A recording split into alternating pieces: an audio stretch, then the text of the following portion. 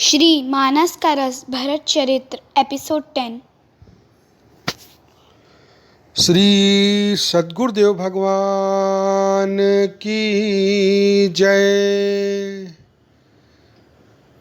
प्रेम अमीय मंदर बिरह भरत पयोधि गंभीर मथि प्रगट्यो सुर साधु हित कृपा सिंधु रघुबीर।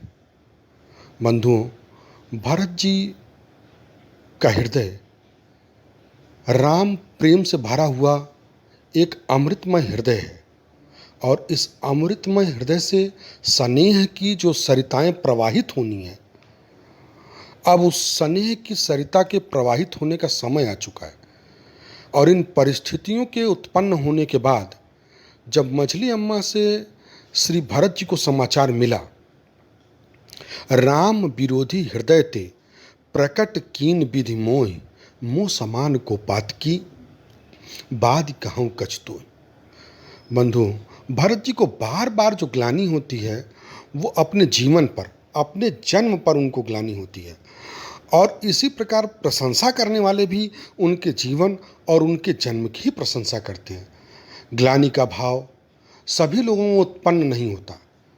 तमोगुणियों में तो ये उत्पन्न ही नहीं होता और रजोगुणियों में केवल उसी स्तर तक उत्पन्न होता है जिस स्तर तक इनका व्यवहार प्रवाहित हो, और सतोगुणियों में ही यह भाव देखा गया है। इस भाव का उदय एकांत में होता है, या जो अत्यंत सहानुभूति पूर्ण व्यवहार वाले लोग होते हैं, सज्जन लोग, उनके समक्ष इस भाव का उदय होता है। भरत जी शुद्ध सत्व अहम पर जीवन निर्वाह करने वाले व्यक्ति हैं, परंतु आज जो परिस्थितियां उत्पन्न हुई हैं शोक के इस वातावरण में, उनके लिए सहानुभूति अत्यंत अनिवार्य है।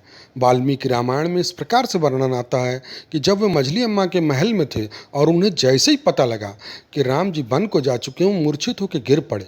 और जब वो गिर पड़े तो उनके शरीर के सारे आभूषण बिखर गए। फिर किसी तरह उठ करके वे शत्रुघ्न जी के साथ बड़ी अम्मा के महल में गए। वाल्मीकि रामायण में जो वर्णन है, मुलाकात मार्ग में हुई।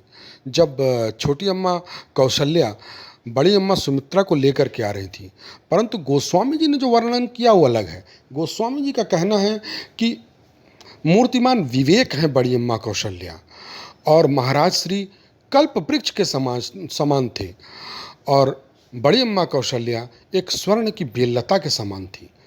परंतु आज अयोध्या में जो हिमपात हुआ है और जो तेज हवाएं चली हैं, उनसे वो वृक्ष भी उखड़ गया है और पूरा वो वन मानो पाला तुषार मार गया हो उस पूरे वन को। और सारे जो कमल के समान सुंदर चेहरे थे वो आज बिखरे और मुरझाए हुए हैं।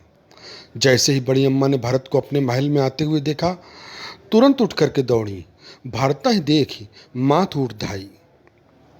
लेकिन कई दिनों से अन्न और जल न ग्रहण करने के कारण बड़ी अम्मा कौशल्या मूर्छित होकर गिर पड़ी, और भरत जी इस दशा को देख करके उनके चरणों में पड़ गए। भरत जी की ग्लानि का अतिरेक पुनः बढ़ गया और उनकी दृष्टि इस बात पे गई कि को त्रिभुवन मोसरिस अभागी गति अस्तोरी मात जहिलागी। आज इस पूरे त्रिभुवन में मेरे जैसा दुर्भाग्यशाली व्यक्ति कौन है।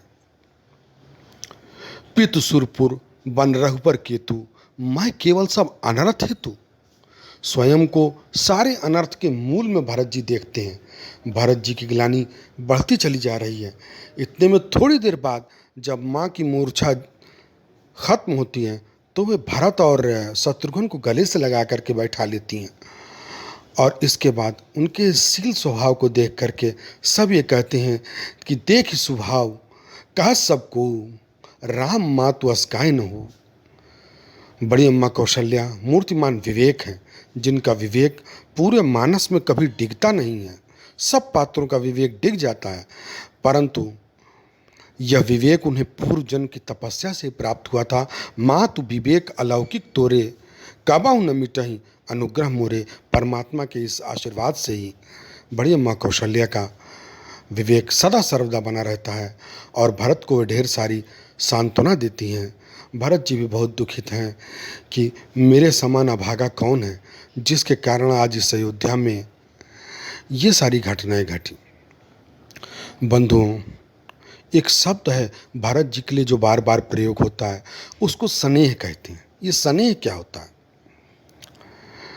सज्जन पुरुष के हृदय में जो सद्भाव होते हैं और उन सद्भावों से जो प्रेम की सरिता प्रवाहित होती है, जो पुनीत प्रेम की सरिता प्रवाहित होती है, उसी को स्नेह कहते हैं। जैसे दही को मथ करके घी की प्राप्ति होती है, ठीक उसी प्रकार सज्जन पुरुषों के सद्भावों में जो पुनीत प्रीति है, उस पुनीत प्रीति का जो अपने प्रियतम के प्रति प्रवाह है, उसी को स्नेह कहते हैं। भरत जी के सामने स्थिति यह है कि आज भरत जी कटघरे में खड़े हैं और बहुत से लोग उन पर संदेह कर रहे हैं कि क्या भरत जी भी इसमें शामिल है। अब भरत जी ग्लानि से भरे हुए हैं और एकमात्र सहानुभूति और आलम्ब यदि कोई है उनके पास, तो वो केवल बड़ी अम्मा कौशल्या है। और वो बड़ी अम्मा कौशल्या को कहते हैं कि कर्म संबंधी, ज्ञान संबंधी और उपासना संबंधी जितने भी अपराध हैं, वो गोस्वामी जी ने अपने साहित्य में भरत जी के ब्याज से यहाँ वर्णन किए हैं, जिनका स्मृतियों में विस्तार पूर्वक वर्णन है।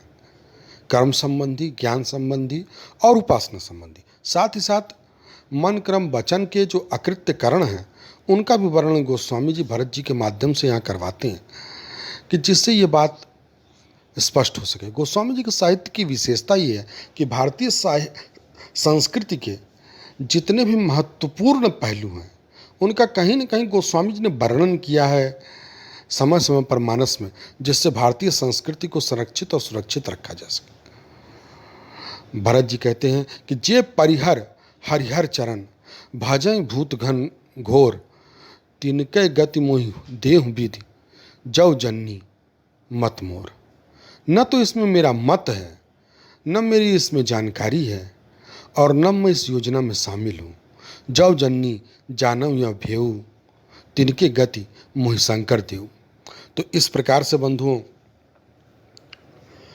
कर्म संबंधी, ज्ञान संबंधी और उपासना संबंधी जो अपराध स्मृतियों में वर्णित हैं और उनके फल जो वर्णित हैं, उसी अनुसार भरत जी कहते हैं कि मैं भी दंड का भागी बनूं यदि इस साजिश की मुझे जानकारी हो, या इसमें मैं सक्रिय हूँ, या जाने अनजाने मेरी अकर्मण्यता से ये घटना घटी हो। माता ने जब वचन सुना भरत जी के साँचे सरल सुभाए, तो माँ ने कहा, तुम सदा राम के प्रिय हो भरत। और मन, वचन और कर्म से साथ साथ उन्होंने वर्णन किया कि विधुबिस चवय श्रवय हिम आगी हो ही बारिचर बारी बिरागी भय ज्ञान बर मिटय न मोहूँ तुम रामय प्रतिकूल न हूँ। ये संभव नहीं है भरत कि तुम राम के प्रतिकूल हो जाओ। विश्व में ये तो संभव है कि चंद्रमा से विष चूने लगे, जहाँ वो अमृत वर्ष चंद्रमा है और हिम शीतल तक प्रदान करने वाला है, वहाँ से आग बरसने लगे, ज्ञान हो और मोह न मिटे, यह भी संभव है। परंतु ये संभव नहीं है कि तुम और राम अलग अलग हो जाओ, या तुम एक दूसरे के दोनों कभी प्रतिकूल नहीं हो सकते। वे राम जी का वर्णन करती हैं कि पितु आयसु भूषण बसन तात तजे रघुवीर। पिता की एक आज्ञा से मेरे पुत्र ने सब कुछ त्याग दिया भरत। ऐसे पुत्र के वियोग में मैं आज भी जीवित हूँ। और वो अपनी एक तुलना करती हैं, मझली अम्मा कैकेयी अपनी तुलना करती हैं बड़ी अम्मा कौशल्या से कि वो राजमाता कैसे बन सकती हैं, परंतु उनकी दृष्टि लौकिक है और उनकी दृष्टि में ईर्ष्या भरी हुई है, और इस ईर्ष्या से ही अयोध्या में उत्पात हुआ है। लेकिन बड़ी अम्मा कौशल्या को जो ईर्ष्या है वो महाराज जी से ईर्ष्या है, क्योंकि महाराज ने जिस तरह सत्य और प्रेम का निर्वाह किया, अपने शरीर का परित्याग कर दिया राम के प्रेम में। उन्होंने कहा कि जिये मरे भल भूपति जाना मोर हृदय सतकुली समाना। राम जैसे पुत्र के होते हुए भी मेरा हृदय द्रवित नहीं हुआ, मेरा हृदय फटा नहीं। ऐसी पुत्रवधू का वियोग, राम का वियोग और लखन का वियोग सह करके भी ये हृदय जीवित है। अब पता नहीं कौन सा दुख और इस हृदय को सहना बाकी है। इस प्रकार भरत जी के पास एकमात्र सहानुभूति का, अवलंब का कोई स्थान था अयोध्या में, तो बड़ी अम्मा कौशल्या का ही था। और बड़ी अम्मा कौशल्या के दुलार प्यार के कारण जिस वातावरण में केवल शोक ही शोक बिखरा हुआ था, वहाँ स्नेह की रस की धारा बह निकली, थन पे स्रवई, नयन जल छाए और बैठे बीत गई सब राती। कभी आधी रात को भरत जी माता को सांत्वना देते, श्रुति पुराण की कथाएं कहते, तो कभी बड़ी अम्मा कौशल्या जब भरत जी अधीर होते तो उनको अपना उपदेश देती और उनको संभालती। देख स्वभाव कह सबको, राम मातवस काहे न हो। भरत जी की ग्लानि विस्तृत रूप से इस प्रसंग में वर्णित होती है, जब उनको ये लगता है कि पीत सुरपुर बन रघुपर केतु, मैं केवल सब अनरथ हेतु। भरत जी बार बार अपने जीवन की और अपने जन्म को धिक्कारते हैं। कैकेयी कत जन्मी जग माझा, जब जन्मी तो भाई काहे न बाजा।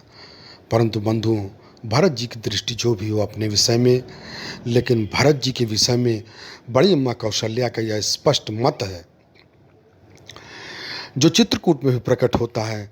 बार बार मोई कहो महीपा, जानिए भरत सदा कुलदीपा।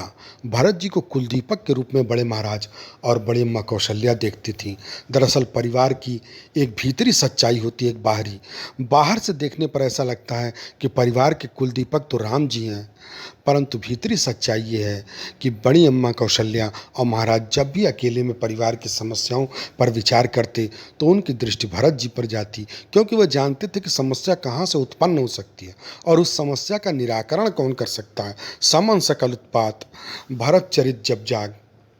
भरत जी एकमात्र ऐसे हैं कि जो इस समस्या का समाधान कर सकते हैं।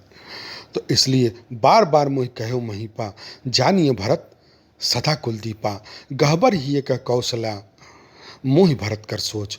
उनको सबसे ज़्यादा चिंता है तो अपने भरत की चिंता है, क्योंकि जिस प्रकार राम वियोग उन्होंने देखा था महाराज श्री में, ठीक उसी प्रकार का राम वियोग उन्होंने भरत जी में देखा।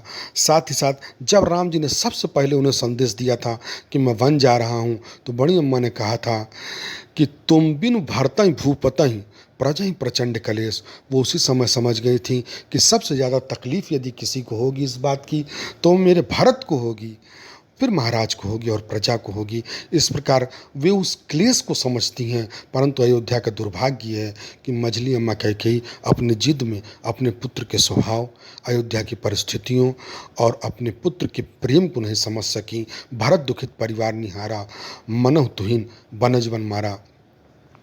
इस प्रकार भरत जी ये देख रहे हैं कि पूरे परिवार में जो माताएं हैं, स्त्रियां हैं, वो सुंदर कमल के समान थीं, वो आज पाला पड़ने से मूर्छित हैं। इसलिए बार बार ग्लानि का भाव उनके हृदय में प्रकट होता है। को त्रिभुवन मोसरिस अभागी, गति अस्तोरी मात झिलागी।